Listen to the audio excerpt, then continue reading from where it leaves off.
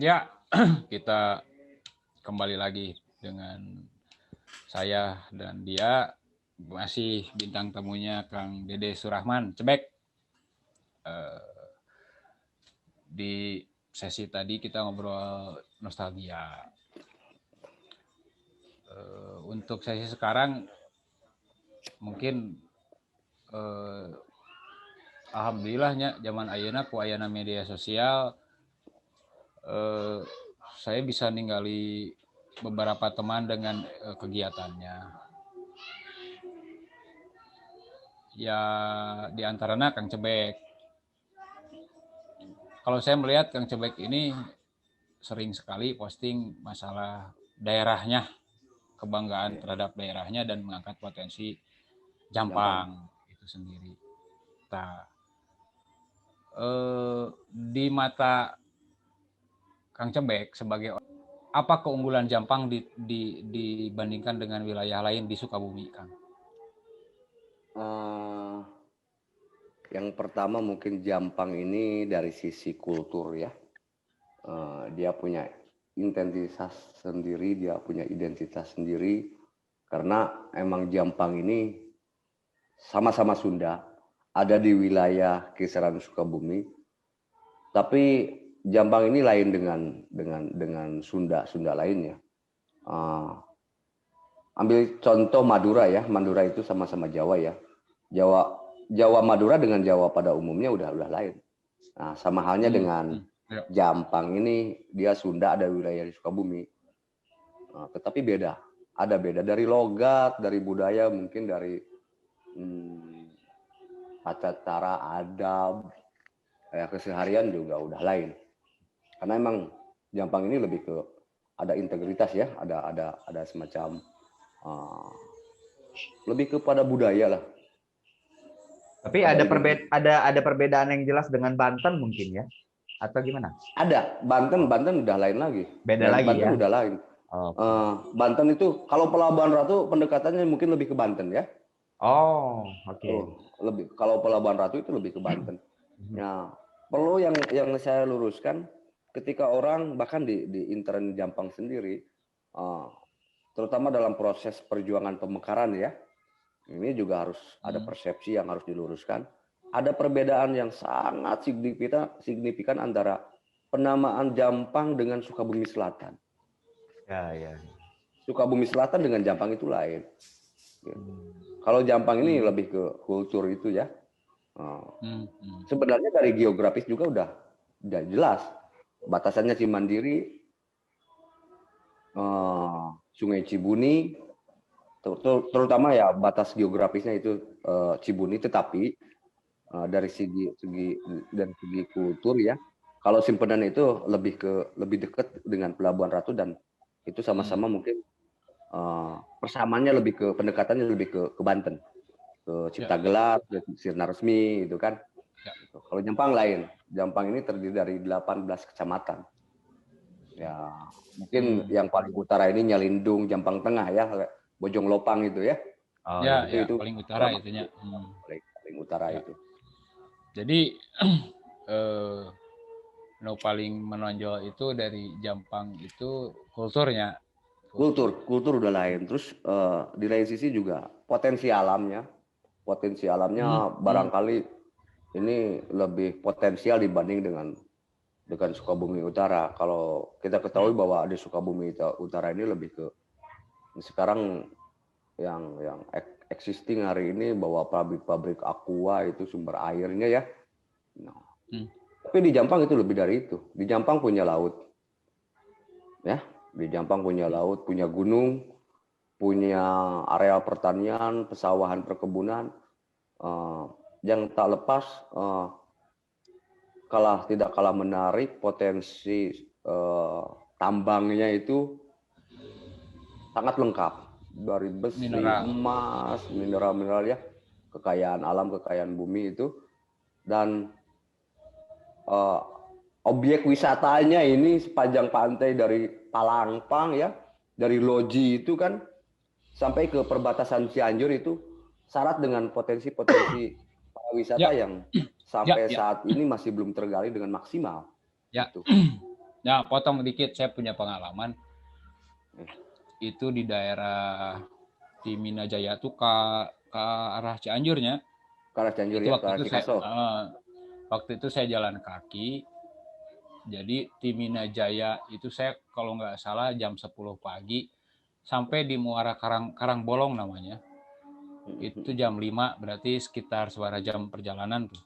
Karena jalan kaki, nggak tahu kalau pakai kendaraan. Itu di Karangbolong itu pantai, tidak pantai, dia tebing 25 meter, kalau lihat peta kontur 25 meter di MDPL. Itu aya liang, Ham. Kayak lubang besar.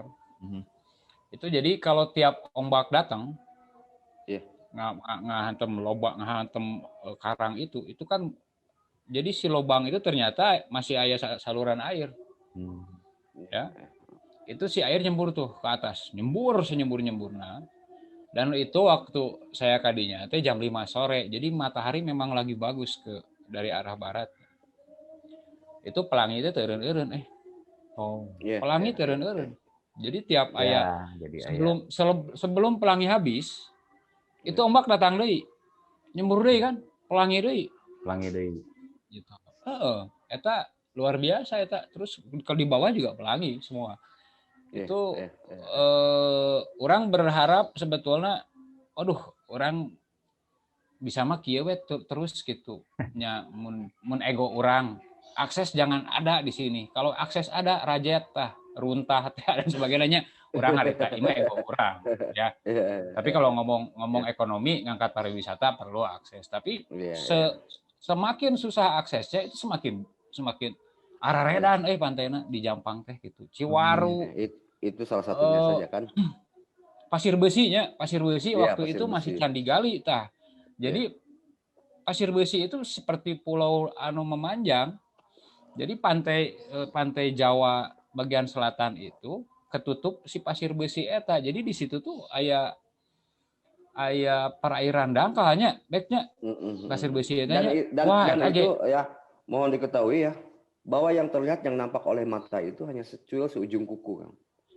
Kekayaan alam pantai selatan itu hanya yang nampak itu, tetapi lebih dari itu di lepas pantai ini mungkin berapa juta, berapa ribu ton ya, mungkin miliar ton ya itu, dan itu kalau digali sih sebenarnya tidak akan habis.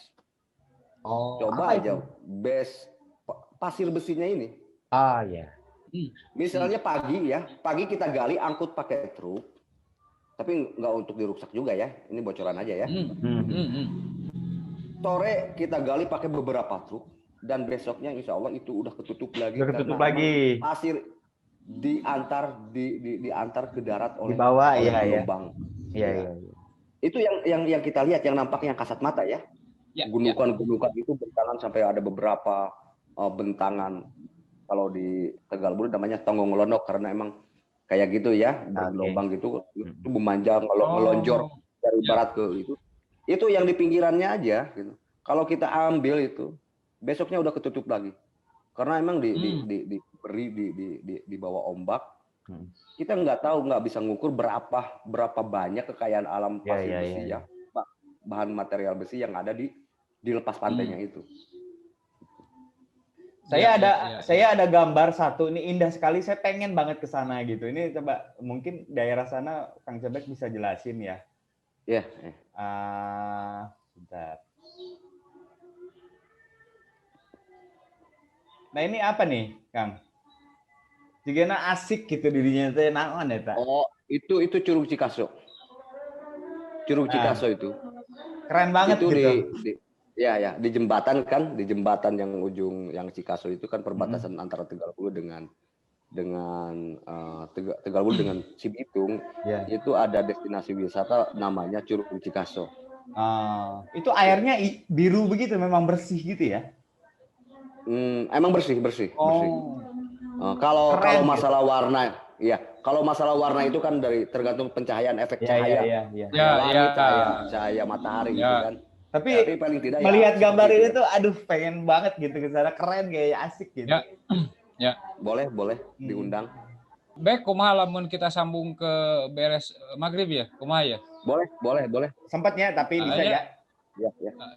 Sempatnya Kita juga Apura menghormati waktu ya.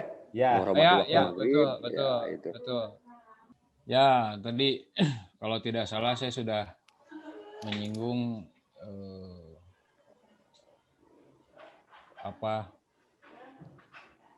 kultur ya.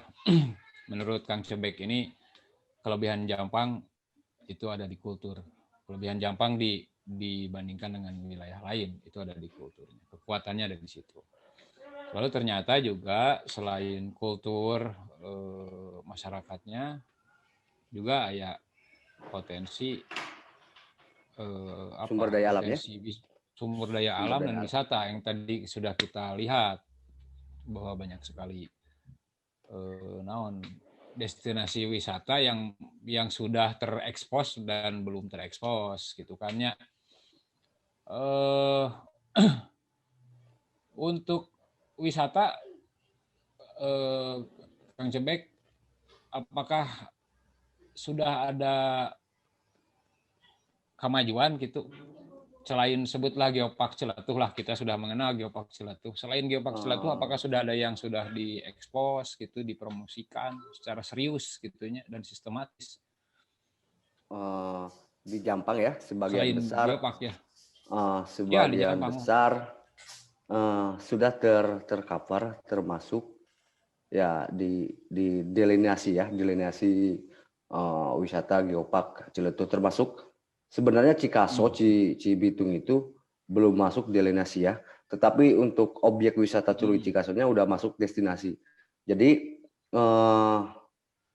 Geopark itu sebenarnya bukan hanya Palangpang, Pelabuhan Ratu, Sinar Resmi, Surade, ya. Cilacap juga udah, itu masuk di wilayah Geopark. Jadi bukan hanya sekitaran Geopark, Palangpang ya. itu ya wilayah Geopark ya. Ya.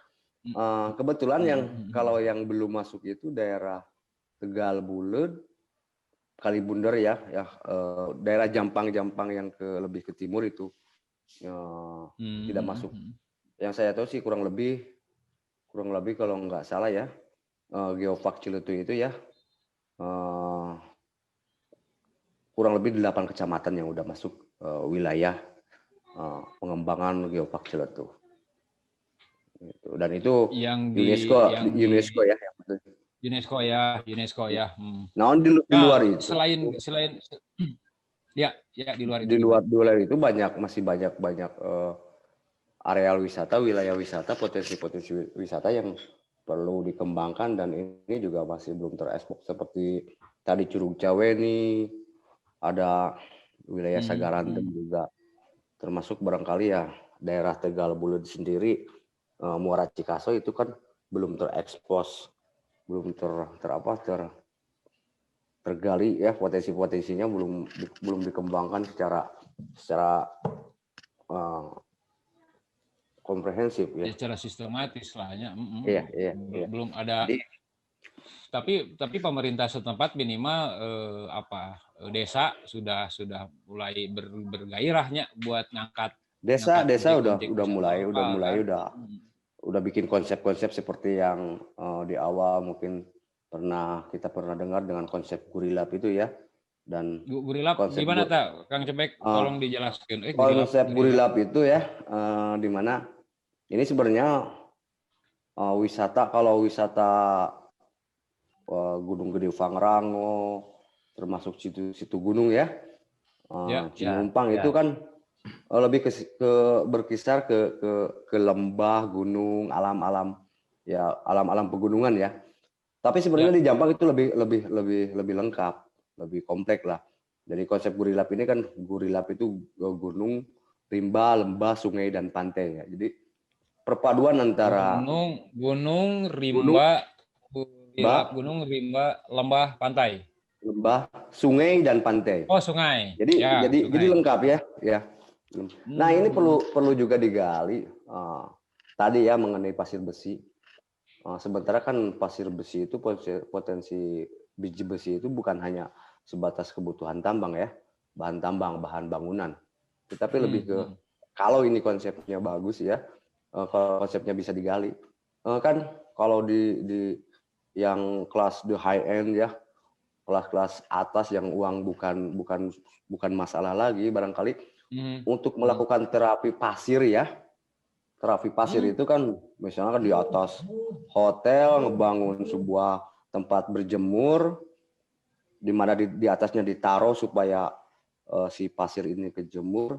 Nah, ini di Tegal Bulet di daerah Jampang ini kita bisa melakukan terapi pasir berjemur di pasir besi ya, di pasir yang mengandung. Nah, ini ada elektromagnetik yang mungkin bisa dikembangkan karena daya elektromagnetik yang terkandung di pasir besi ini juga bisa dijadikan untuk sebagai obat ya, obat kayak rematik. Itu gimana dan detailnya, lain-lain ini. Kang? Kumaha detailnya? Maksudnya terapi itu apa ditanam gitu atau diusap gitu?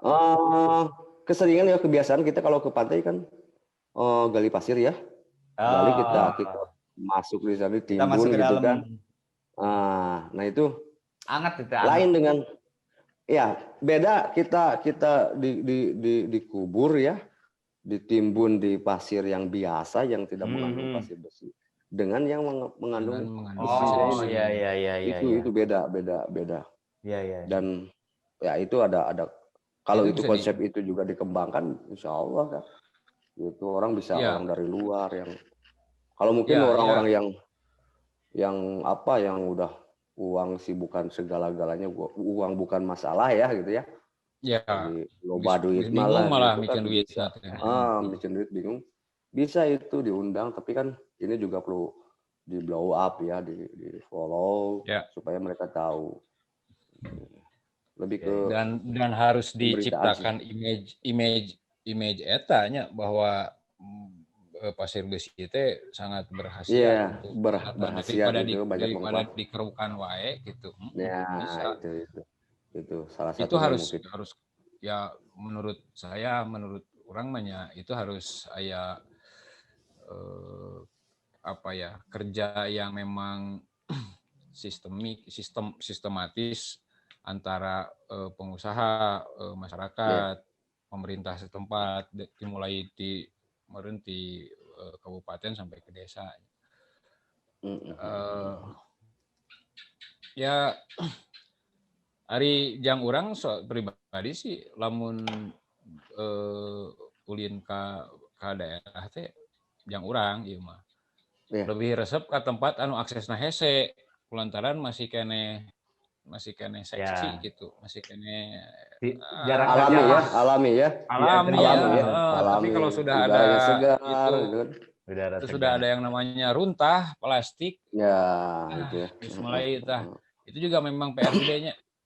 Runtah plastik dan pedagang asongan kadang-kadang hampir di semua wilayah sih, di semua wilayah ya. Sampai ini kan sebenarnya nggak ada pohon sampah kan, sampah itu nggak ada kan, nggak ada pohon sampah itu mah dibawa kan sampah banyak di dapur dan terutama memang, limbah rumah tangga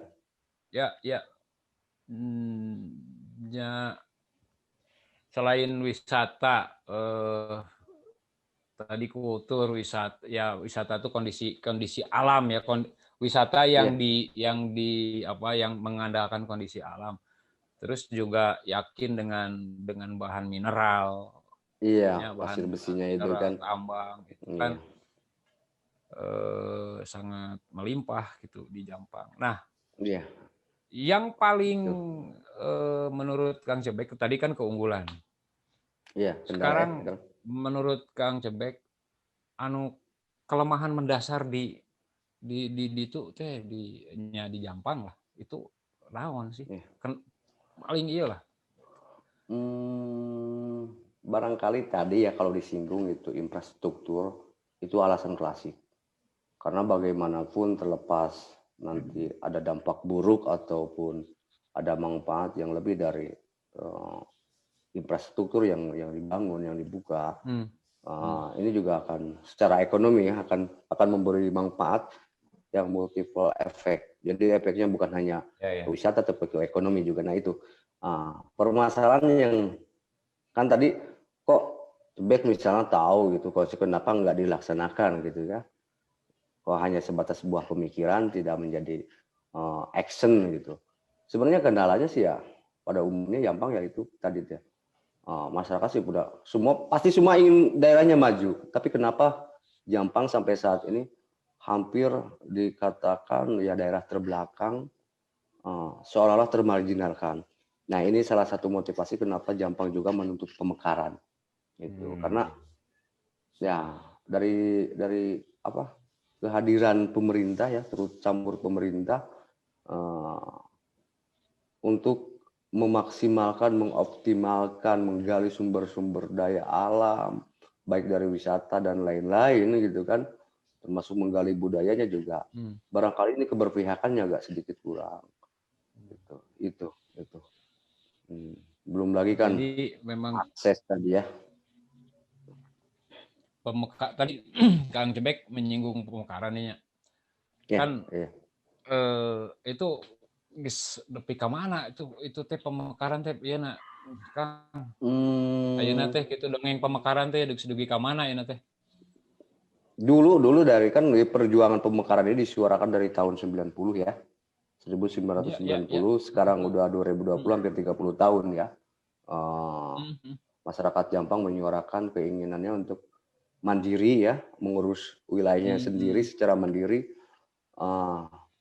Dulu sempat ada landasan hukum yang kuat, yaitu atas dasar kajian UNPAD yang menyatakan bahwa ini fakta secara akademik ya, karena bukan hanya keinginan, bukan alasan yang dibuat-buat, tetapi ini fakta hasil kajian UNPAD itu menyatakan bahwa wilayah Sukabumi ini idealnya dibagi 3.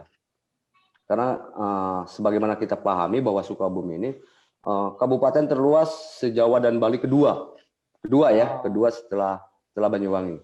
Gitu. Yang tentunya ini akan karena emang luasannya mungkin ya di atas rata-rata, ya istilah nama kuliwih teka kulawah teka kuliwih teka gerok lah gitu kan. Jadi seorang kepala daerah barangkali harus punya kemampuan khusus kalau ingin dipertahankan Sukabumi dalam satu bentuk yang utuh. Kabupaten hanya satu kabupaten seperti sekarang. Itu. Tetapi kan 48 kecamatan ya. 47 kecamatan. 47. Ya. 47 kecamatan, kurang lebih 386 desa kalau desa dan kelurahan. Mantap. Makanya kan barangkali dengan satu kebijakan saja, dengan pemekaran insya Allah ya sebagian besar permasalahan yang ada di Jampang itu bisa teratasi. Belum lagi kan tadi kenapa ya, itu salah satu alasan kenapa Jampang ingin mekar, terus kenapa Jampang juga sampai saat ini belum maju-maju. Maju sih sebenarnya, tapi kan kurang signifikan, belum bisa mampu menyusul dari bisa lebih ti ayeuna terus ya dari kebijakan, keberpihakan itu juga sehingga timbul bermacam-macam permasalahan. Salah satunya SDM juga tidak maksimal. Jadi sebenarnya orang Jampang teh palalinter kan banyak. Iya, yakin saya. Iya. Ketika orang Jampang mampu sekolah keluar, alhamdulillah gitu. Prestasinya gitu kan di atas rata-rata, jarang sekali yang kecuali ada kendala apalah gitu kan. Tetapi secara IQ tingkat kecerdasan orang-orang Jampang itu juga. Tapi sayangnya itu tadi ketika dia merantau sekolah, alhamdulillah berhasil. Balik deui. Jarang yang pulang lagi. Jarang yang pulang. Itu karena memang orang Jampang ini sekolah kan jauh gitu kan. Nah ini seharusnya pemerintah tadi membuat sebuah kebijakan melihat terutama secara umum, secara luas Jawa Barat Selatan ini. Saya lihat ya, ini sebenarnya situasi umum ya yang terjadi di Jawa Barat Selatan. Yang pertama mungkin kenapa itu terjadi keterbelakangan ya, susah maju dan sampai saat ini juga dibilang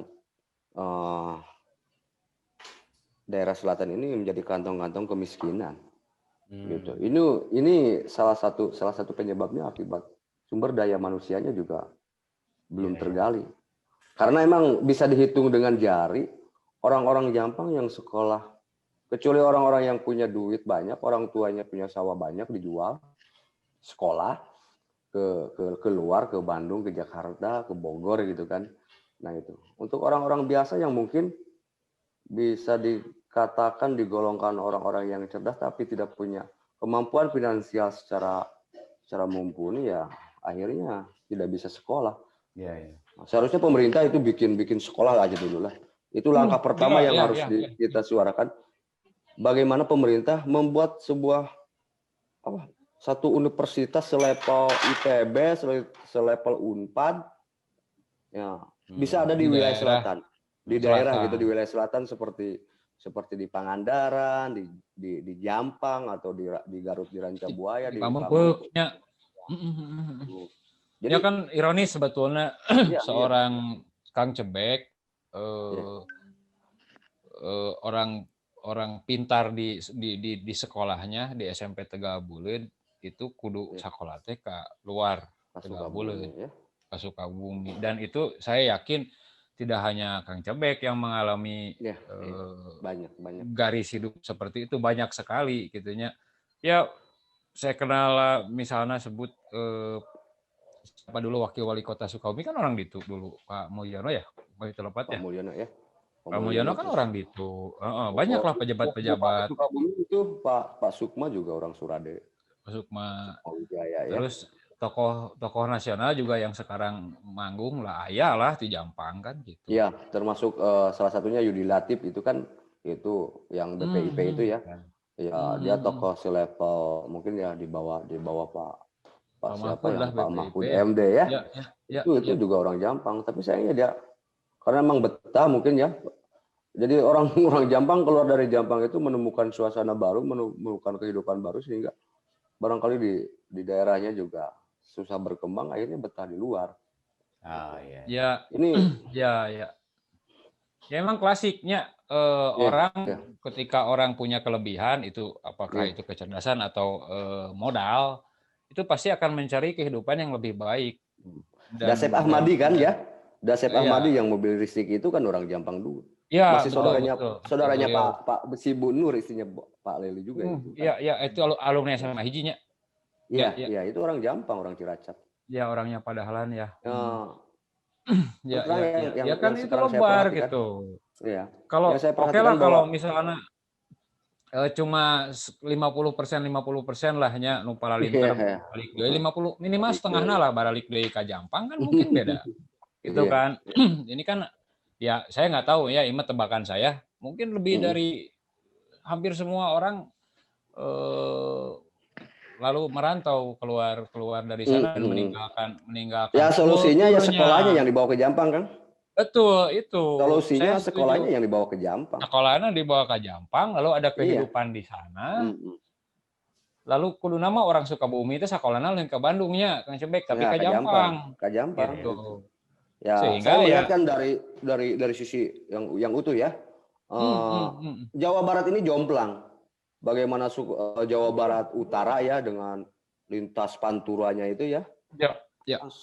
Sangat kontras sekali dengan Jawa Barat bagian selatan. Kalau akan pernah mungkin ya touring dari Pelabuhan Ratu sampai Pangandaran itu kan jalanan itu lengang kan.